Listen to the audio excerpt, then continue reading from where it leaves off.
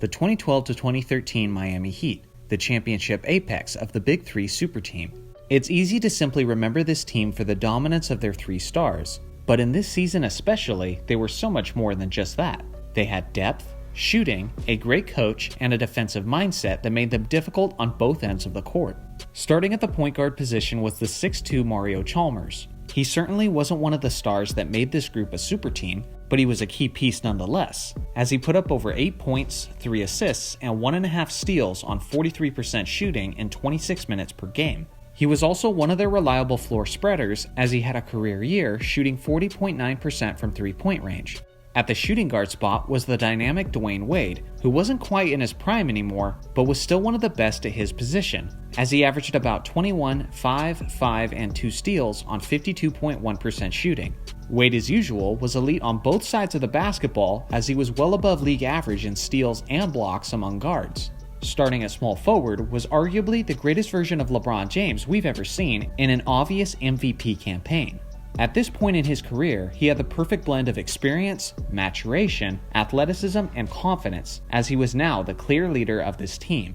This was also a career year on the defensive end of the floor, as he finished second overall in the Defensive Player of the Year race, and many think he should have won the award this year over the Grizzlies' Marc Gasol.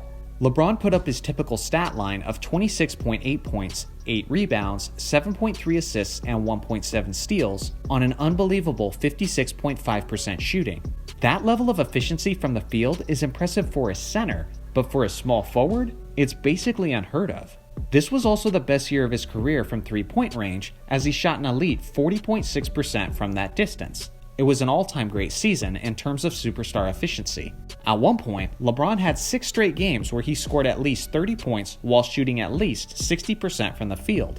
That's the longest streak in NBA history. Quality shot selection and efficiency wasn't just a trait from LeBron this season, but it pretty much summed up the team as a whole, and all 3 of their superstars had their best or their second best season in terms of efficiency. That's one of the luxuries of playing alongside of other superstars. You get much cleaner looks.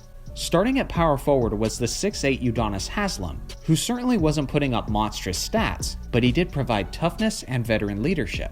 As I mentioned earlier, this Heat team was very deep, and with Haslem's 19 minutes per game, he was typically one of the first guys to head to the bench. More on the bench unit in a moment. But starting at center was the 6'11" Chris Bosh, who tended to be in the shadow of LeBron and Wade, but his contribution was vital to their success, as he put up 16.6 points, 6.8 rebounds, and 1.4 blocks on a career-best 53.5% from the field. One of the first players to come off the bench was the 37-year-old Ray Allen, who was enjoying his first season with Miami. Even in his old age, he was still one of the greatest threats among role players, as he led everyone outside of the Big Three in scoring, with numbers of 10.9 points, 2.7 assists, and 1.7 rebounds on 41.9% shooting. He was doing his usual thing from three-point range, as he shot 41.9% from that distance. Believe it or not, he actually wasn't the team's best three-point shooter throughout the regular season though. That honor would go to the 6'8" small forward Shane Battier, who averaged about the same amount of minutes as Allen, but also shot more three-point attempts on 43% from three-point range. Rounding out the roster were quality pieces like Norris Cole, Chris Birdman Anderson, Mike Miller, and Rashard Lewis. With a multitude of quality wings on this team, the 2013 Miami Heat became famous for using what they called positionless basketball, where they would use an unorthodox group of players, which traditionally might not seem like a very successful method, but they were quick to prove that wrong, and in a major way. During one large stretch of the season, the team got so hot that they went on an absolutely historic winning streak, as everyone was hitting on all cylinders. Miami won 27 straight regular season games, which is the second longest streak of all time, behind the 1972 Lakers, who won 33 straight, and who we covered earlier in this series. To put 27 straight games in perspective, that means Miami went from February 3rd to March 26th without losing a single game. One strong advantage about this team that's worth mentioning is how their core was relatively young, and overall they had great stamina and endurance. One good way to measure that is how well the team does on the second night of back-to-backs, and this team was literally the greatest ever in that area. Throughout the regular season, on the second night of back-to-backs, they had a record of 15-1, which is tied for the best record in NBA history.